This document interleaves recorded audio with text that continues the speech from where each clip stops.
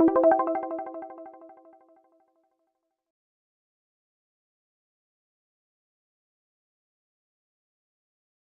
have a question for the panel.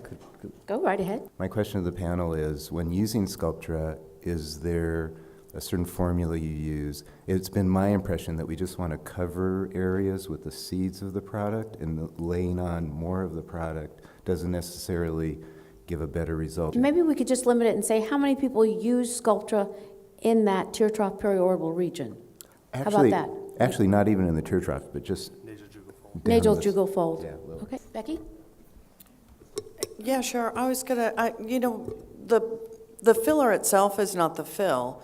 I mean, the product itself is not the fill. The reaction to the product's the fill. So I guess the rule of thumb is you cover it, the surface area is how you determine how much you use at any one session, and then you wait for the reaction to the product. And so the number of sessions will determine the final volumetric correction. But I was going to ask you to clarify your question. Did you just see somebody put a big bolus here that concerned you or something? Is that what made you bring the question up to the panel? Well, yeah, at meetings like this, and again, I think it's so important at meetings like this to question things, and especially when there's people that haven't done things before and they're seeing it for the first time. And with a product like Sculptra, which I love, the last thing we want to see are problems. And so as a trainer, if I would see something like that, I would, and I just want to know whether it's my misperception of it or whether it's something that... Ben, thoughts? The nasojugal fold for me is one of those that I don't want to get some unpredictable outcomes, because I think overcorrecting that area can make the nose look wide, it can make the whole mid-face look a little strange.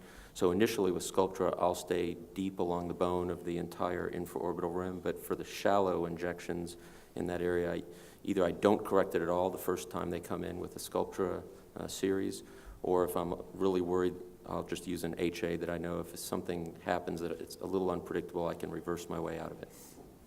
Okay, Con.